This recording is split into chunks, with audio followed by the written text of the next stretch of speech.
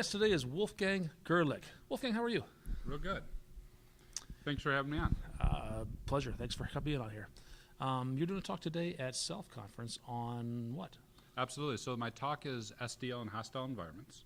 So SDL is the Secure Development Lifecycle. Okay, that's like an application development lifecycle? Application Development Lifecycle, absolutely.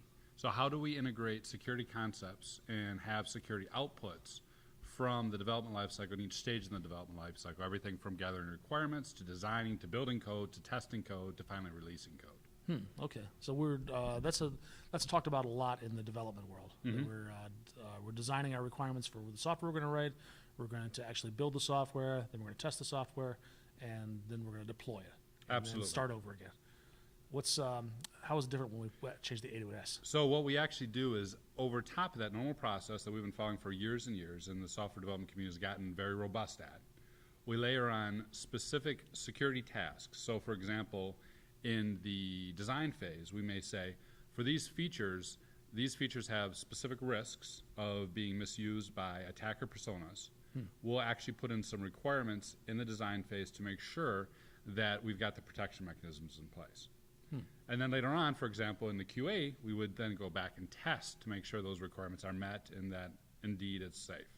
Okay, so it's just thinking about security during your application lifecycle management, or is it more than that? I think that's the main thing. A, starting to think about it, and B, having specific tangible tasks in each step.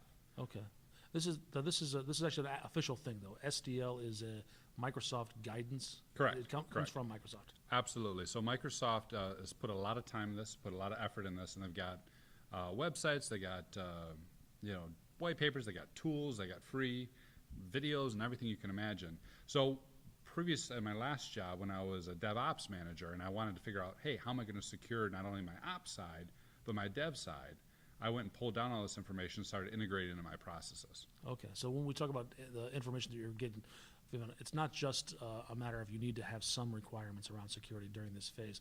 Are there recommendations as to what kind of Absolutely. Requirements you should be implementing? Yeah, and it all depends on what feature you're making, right? Okay. So something as simple as a shopping cart we give a credit card to, we can do a threat model and say, how would someone misuse that? Maybe they tried to pretend to be someone else. Okay. Maybe they tried to fake the payment history. Okay. There's a very defined threat modeling process called STRIDE, which looks at every single feature you design and figure out how could that feature be misused, and how could we implement a requirement to prevent or mitigate that misuse. Okay, so that's what you're using for guidance, and then the requirements are driving the development phase. Absolutely. All right. Are people still using Waterfall? Well, so that's the other thing, right? So SDL is in Microsoft's model is based very heavily on Waterfall, which in my world worked well for very long projects, great. But as you and I know, a lot of the times it's a couple-week sprint, right? We're trying to get some work done very quickly. Yep. In Agile shops they are, yes. Right. And so the same basic concepts apply. If we've got a story, let's step back from that story and consider not only how would the persona we're designing that story for use it, but how would the malicious person misuse it. So we can add these same basic steps in a lighter touch, in a faster iteration on an Agile sprint. Okay. I'm going to guess that you were doing all this stuff before you discovered SDL. Is that a fair statement? In an ad hoc fashion. This really gelled a lot of it for me. So that was that's my question, is what was the advantage of formalizing it as a software development lifecycle? Well, it's like anything else with a maturity model, right? It's one thing to go, oh yeah, I'm going to secure my code. Okay. But as you put more developers on it, as you produce more code, as you're doing things, it's very easy for that to slip. It's very easy for, Joe does a great job securing his code because he really knows how to put controls in, and Jane maybe doesn't, and Jim, oh my God, don't give him anything. Right. you start to get uneven. What I really liked about Microsoft's formal process and guidance was allowed me to elevate that maturity level and make it a consistent result. So your team is a team of developers, or are you infrastructure guys, or are you just security, cross-domain security people? What's the team that you're leading? Well, can I answer that in 3 ways? Yes. My history came from a DevOps team where I was a combined developer and systems operations role, which is really dug my teeth into SDL. Today, I'm vice president of consulting for a company where we do SDL advisory services as well as penetration testing and all the typical ethical hacker techniques. Kind of white hat sort of things? White hack, 100%. Okay.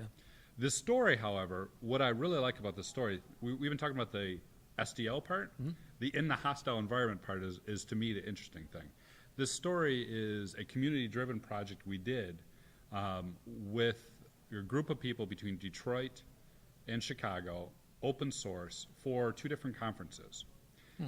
Specifically building an application for hackers, knowing that this was a hostile environment. They had the means, the motive, and the opportunity to attack us. And so what I'm using today is that case study of 24 weeks of development and what we did right and what we did wrong. Because the flip side is, after we developed it, we spent 24 weeks, right? I'm a DevOps manager, I'm a security guy, I got hackers on my team. And after 24 weeks, we put it live. You know what happened? You got hacked. 24 hours later, we were hacked. Yeah. 24 hours. Yep. And it was crazy. So we did a postmortem, and out of that postmortem, I was like, we really should tell more people the story. Because so often, if you're in a business, like my clients, if they get hacked, I can't tell you that, right? I'm on non-disclosure. Right. When I was a security officer and I got hacked, I definitely wouldn't tell you that. Oh, everything's fine.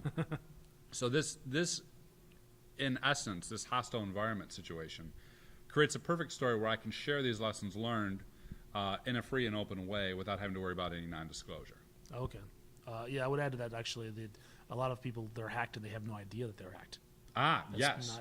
Not uncommon. Well, that's the final phase in the formal Microsoft SDL, which isn't necessarily a development phase, which is response. So not only in SDL do you build your code so it's ready to ship over to your operations folks, right? We build code, someone else supports it. Okay. You also build code so that you can ship it to your security folks so they can be ready and know what to look for and how to respond when there is a breach. Okay.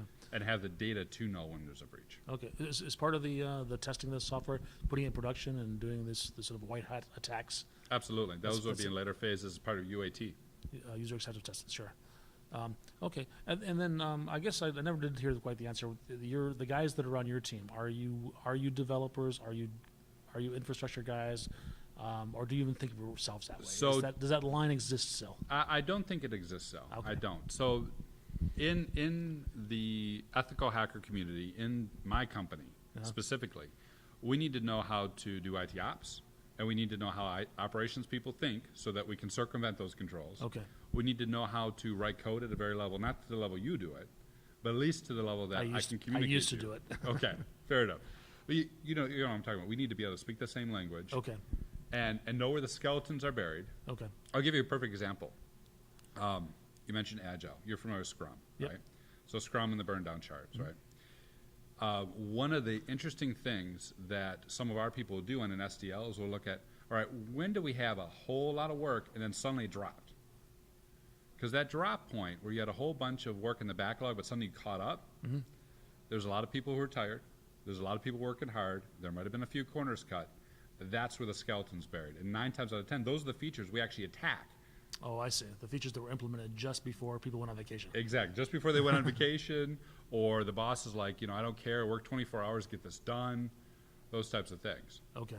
So it's understanding both worlds. Okay. Yeah. And I guess when we had this conversation earlier, that I used to think of those IT developers in buckets of, here's your infrastructure guys, here's your developer guys, here's your security guys.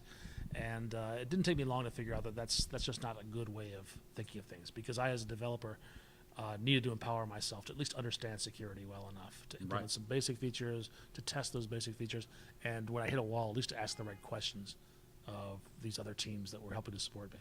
Absolutely. And today, the DevOps movement has helped a lot with that, I think. Yeah, that term didn't exist back when I made that discovery. At least I had never heard it. It's really helped break down those barriers. Yeah. And the other thing, too, is you mentioned silos. We're no longer in silos, right? Right. If you and I are working together, I need to communicate to you what I'm seeing, and you need to communicate to me how you're thinking about it, and that's the only way we can work together. Right. And the specialization that we started going towards in the late 90s and early aughts really robbed us of a lot of that synergy, I think. Okay, fair enough.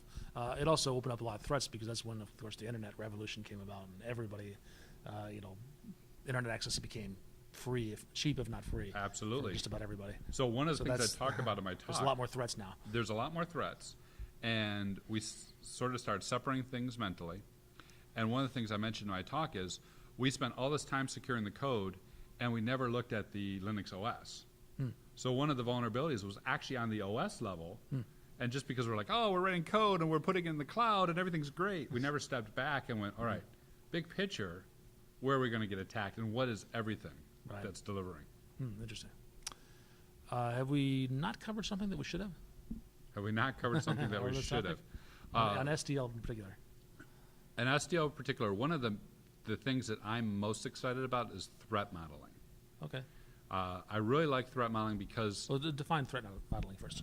absolutely, with threat modeling, it's very similar to developing your persona in your story, but instead of developing a persona in the story and then building the features and then testing, you say, okay, an attacker is going to want to do these sort of things, and when they do these sort of things, they're going to move through my code or through my system in these ways, and here's at the points where I can detect them, and here's the points where I can prevent them. Okay. And then from that, figure out where we build our controls, either in code or in our systems. Right. And what's fascinating about that, all right, give me a typical code base that you would work on. A code base. Yeah, like it's like 1,000 lines, 100,000 lines. Oh, I don't know, 100,000 lines. All right, so 100,000 lines.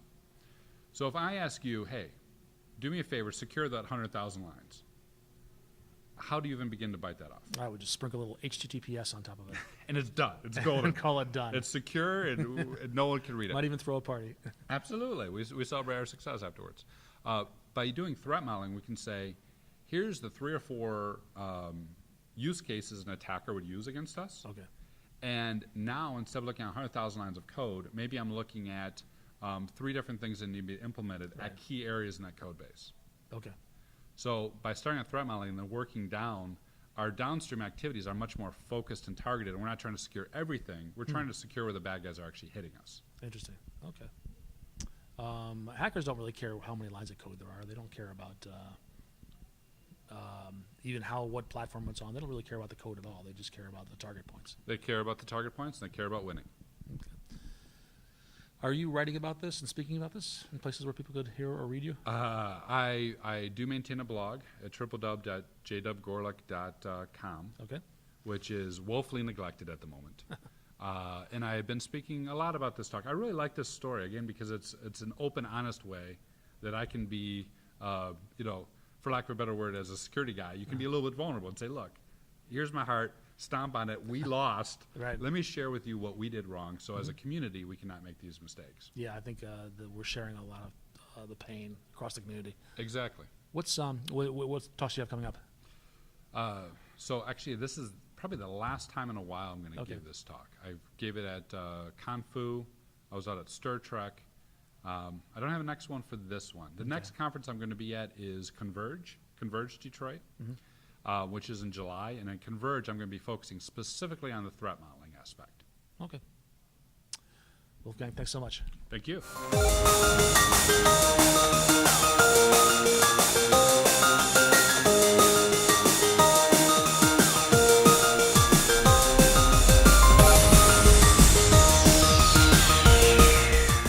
So secure your technology, secure your friends, protect everyone, and win. Thanks for joining us. This has been fun.